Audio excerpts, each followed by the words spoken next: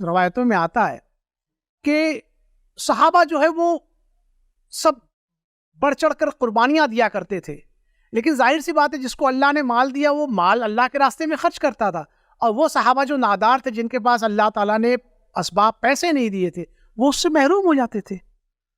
تو انہوں نے اللہ کے رسول صلی اللہ علیہ وسلم کے حضور میں یہ شکایت کی کہ اللہ کے رسول صلی اللہ علیہ وسلم، جو مالدار صحابہ ہیں قربانیاں تو ہم دونوں برابر دیتے ہیں، لیکن وہ مال خرچ کر کے ہم سے آگے بڑھ جاتے ہیں، تو ہم کیا کریں؟ تو اللہ کے رسول صلی اللہ علیہ وسلم نے کہا کہ میں تمہیں کچھ تسبیح بتاتا ہوں، دعائیں بتاتا ہوں، اذکار بتاتا ہوں، تاکہ تم برابر ہو جاؤ۔ تو ان صحابہ نے جو ہے وہ جو ذکر ہے وہ کرنا شروع کیا۔ جو وہ صحابہ جو غنی اور مالدار تھے، جب ان کو یہ پتا چلا تو انہوں نے بھی ذکر کرنا شروع کر دیا۔ پھر وہ جو نادار صحابہ تھے وہ گئے اللہ کے رسول صلی اللہ علیہ وسلم کے پاس اور کہا، تو اللہ کے رسول صلی اللہ علیہ وسلم فرمایا تو یہ تو اللہ کا فضل ہے، میں اللہ کا فضل تھوڑی روک سکتا ہوں۔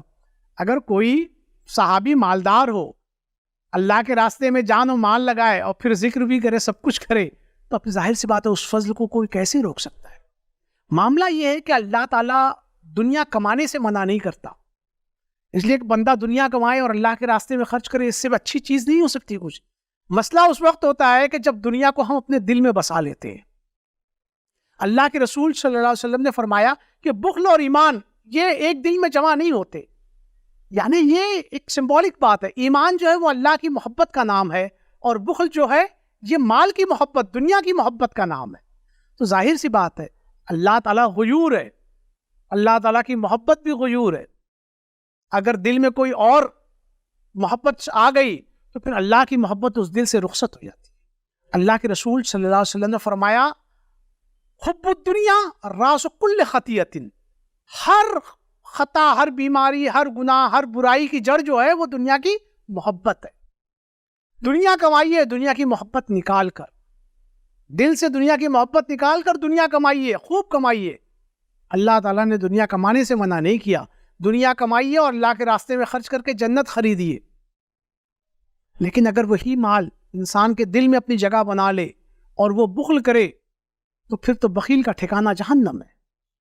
اللہ کے رسول صلی اللہ علیہ وسلم کہتے ہیں ایکم مال وارثہ احب الیہ من مالی، کون ہے تم میں جس کو اپنے مال سے زیادہ اپنے وارثوں کا مال اچھا لگتا ہے؟ صحابہ نے عرض کیا ما منا احد یا رسول اللہ، اے اللہ کے رسول صلی اللہ علیہ وسلم ہم میں سے تو کوئی ایسا نہیں ہے۔ تو اللہ کے رسول صلی اللہ علیہ وسلم نے فرمایا کہ جو تم نے خرچ کر دیا وہ تمہارا مال، اور جو تم نے بچا کر رکھا وہ تمہارے وارثوں کا مال۔ اب آپ دیکھیں یہ نقطۂ نظر کا فرق، ہم یہ سمجھتے ہیں کہ جو ہم نے بچا لیا وہ ہمارا مال، اور جو خرچ ہو گیا وہ تو خرچ ہو گیا، وہ ہمارا مال کہاں رہا؟ لیکن اللہ کے رسول صلی اللہ علیہ وسلم کہتے ہیں کہ جو تم نے خرچ کیا وہ تمہارا ہے، جو بچا لیا وہ وارثوں کا ہے۔ یعنی اللہ کے رسول صلی اللہ علیہ وسلم کا مطمح نظر جو تھا وہ آخرت، ہمارا مطمح نظر دنیا ہے۔ تو یہ ہے ہم میں، ہمارے نقطۂ نظر میں اور اللہ کے رسول صلی اللہ علیہ وسلم کے نقطۂ نظر میں۔